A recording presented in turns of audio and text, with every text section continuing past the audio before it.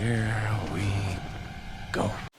Hello and welcome to Bounding into Comics. My name is John Trent. I'm the founder and editor-in-chief at Bounding into Comics. And today I got a story about Disney renewing the Proud Family Louder and Prouder for a second season. And you're probably wondering, why in the world am I doing a video about the Proud Family Louder and Prouder? Well, it's because that show is at the center of Disney's, quote, not at all secret gay agenda. If you recall, at the end of March, executive producer for Disney's television animation, LaToya Ravenew, who works on the Proud Family Louder and Prouder series, admitted Disney fully embraced her, quote, not at all secret gay agenda. In a video obtained and shared to social media by journalist Christopher F. Rufo, Ravenew can be seen talking during the Walt Disney Company's Reimagine Tomorrow video conference call, which happened because the company began opposing Florida's parental rights and education bill. In the video, Ravenew says, in my little pocket of Proud Family Disney TVA, the showrunners were super welcoming. Meredith Roberts and our leadership over there has been so welcoming to my not at all secret gay agenda. Maybe it was that way in the past, but I guess something must have happened in the last. They are turning it around, they're going hard, and then like all that momentum that I felt, that sense of I don't have to be afraid to let's have these two characters kiss in the background. I was just wherever I could, just basically adding queerness. If you see anything queer in the show, no one would stop me, and no one was trying to stop me. In another video shared to social media, again by Christopher F. Rufo, Ravenew said, I identify as a biromantic asexual. I've had a lot of learning and growing about myself this year, kind of facilitated by how comfortable I felt on the Proud Family and with my immediate team at Disney TVA. And so it's just sort of like this creative dissonance between my personal experience where I feel so safe and so supportive. I mean, I wasn't in the closet, but I'm real out now. Outside of my team, outside of TVA, it feels like the things that we believe that we're trying to put into the shows are not what we are seeing in the real world. It leaves you in a weird space. The clip then cuts to Ravenew saying, I'm still thinking I want to use my content to go deeper, talk about how non-monolithic the LGBTQ plus community as an asexual. I feel like a lot of people don't know what that is. I have to have a dissertation ready at any given time. I want to add the pockets of the LGBTQ community that you don't see. I want to get gay advanced, and then I realized, oh crap, we need to go back to gay 101. So in a press release, Disney announced the show would be renewed for a second season ahead of season 1's finale on April 20th. The press release states, the Proud Family Louder and Prouder is in production on a second season for Disney+.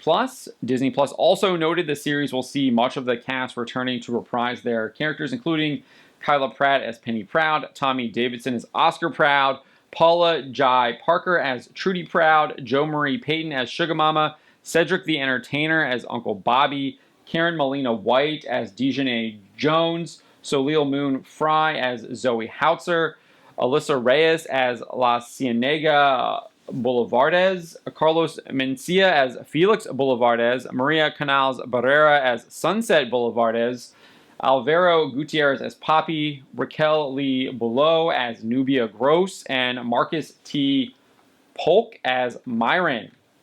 They also revealed a number of recurring voices will return to the show that include Keke Palmer as Maya Leibowitz Jenkins, Billy Porter and Zachary Quinto as Randall and Barry Leibowitz Jenkins, E.J. Johnson as Michael Collins, Asante Black as Kareem, artist A. Boogie Dubose as Francis K.G. Leibowitz Jenkins, Brescia Webb as Cece, and Aiden Dodson as BB. Finally, they also revealed a number of individuals who will be making guest appearances on the show for Season 2. These include Chance the Rapper, Gabrielle Union, singer and dancer Normani, Leslie Odom Jr., Anthony Anderson, gymnasts Dominique Dawes, Gabby Douglas, and Lori Hernandez, Jane Lynch, Holly Robinson Pete, Mari Povich, Storm Reed, Courtney B. Vance, and Liana Mendoza. The series is executive produced by the show's creator Bruce W. Smith and Ralph Farquhar. Calvin Brown Jr. is the co-executive producer and story editor. Jan Hirota is a producer, and Eastwood Wong is the art director. The show's directors include LaToya Ravenew, Rudy Bloss, and Tara Nicole Whitaker. The show's renewal refutes the idea that, quote, Disney is throwing in the towel as posited by Kyle Smith in National Review. Instead, it appears that Disney is doubling down on their, quote, not at all secret gay agenda as they promised they would. In fact, when initially facing outrage from individuals and organizations like GLAAD opposed to Florida's parental rights and education bill that prevents teaching of sexual orientation and gender ideology for students in kindergarten through third grade, Disney and its CEO, Bob Chapek, promised to ensure that type of teaching was done through their content if they weren't able to get it in schools. The Walt Disney Company initially released a statement at the beginning of March that read, quote, "We understand how important this issue is to our LGBTQ plus employees and many others. For nearly a century, Disney has been a unifying force that brings people together. We are determined that it remains a place where everyone is treated with dignity and respect. The biggest impact we can have in creating a more inclusive world is through the inspiring content we produce, the welcoming culture we create here, and the diverse community organizations we support, including those representing the LGBTQ plus community." Soon after that, Chapek followed up with his own statement explaining why the company was not publicly opposing the bill, but also admitting to the fact that they would be doing everything that the bill is trying to stop in public schools through their content programming. As part of the email, he wrote, "As we have seen time and again, corporate statements do very little to change outcomes or minds. Instead, they are often weaponized by one side or the other to further divide and inflame. Simply put, they can be counterproductive and undermine more effective ways to achieve change." Chapek then added, "I do not want anyone to mistake a lack of statement for a lack of support. We all share the same goal of a more tolerant, respectful world. Where we may differ is in the tactics to get there."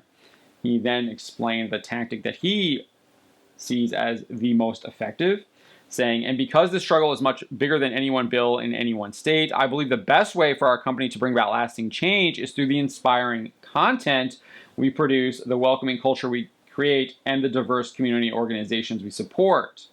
There's a reason content is at the top of the list. For nearly a century, our company's stories have opened minds, inspired dreams, shown the world both as it is and how we wish it could be, and now more than ever before, represent the incredible diversity of our society." He then added, "We are telling important stories, raising voices, and I believe changing hearts and minds."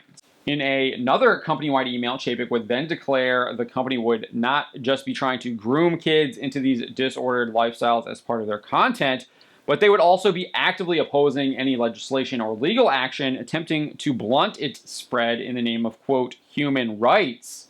He wrote, "It is clear that this is not just an issue about a bill in Florida, but instead yet another challenge to basic human rights. You needed me to be a stronger ally in the fight for equal rights, and I let you down. I am sorry." That's right, Bob Chapek thinks that it is a human right to groom your children in sexual orientation and gender ideology in kindergarten through third grade. What a sick and disgusting individual who is now the CEO of the Walt Disney Corporation and leading it on a sick and disgusting and disordered and immoral path. Nevertheless, later in the email, he would declare, "Starting immediately, we are increasing our support for advocacy groups to combat similar legislation in other states. We are hard at work creating a new framework for our political giving that will ensure our advocacy better reflects our values." As Chapek made abundantly clear earlier in this email, those values include grooming you and your children, especially if they are in kindergarten through third grade in disordered lifestyles. He went on saying, "And today we are pausing all political donations in the state of Florida pending this review."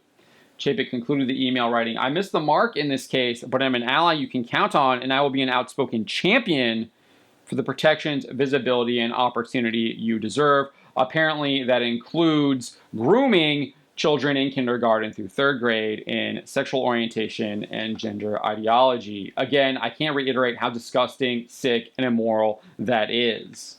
If you still don't believe that this is Disney's agenda, the company announced on Twitter what they would be doing as far as pertains to legislation and legal action. They wrote, "Florida's HB 1557, also known as the Don't Say Gay Bill, it's only known that way for opponents that are literally just trying to gaslight you into believing that's what the bill is about. It's not about that at all. For people who were proponents of the bill, it was known as an anti-grooming bill because it prevents teaching on sexual orientation and gender ideology in kindergarten through third grade, aka it prevents grooming. Nevertheless, Disney made it very clear where they stand on the bill because they said that it should never have passed and should never have been signed into law. Our goal as a company is for this law to be repealed by the legislature or struck down in the courts, and we remain committed to supporting the national and state organizations working to achieve that. We are dedicated to standing up for the rights and safety of LGBTQ+ members of the Disney family, as well as the LGBTQ+ community in Florida and across the country. Apparently, those rights include grooming children in kindergarten through third grade. Again, sickening. So Disney is clearly not throwing in the towel. They are doing the complete opposite. They are doubling down on their, quote, not so secret gay agenda and their efforts to groom you and your children into immoral and disordered lifestyles.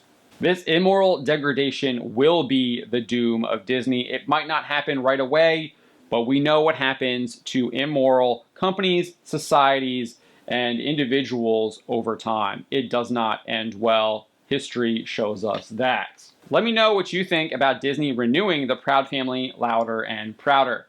My name is John Trent, and you've been watching Bounding into Comics.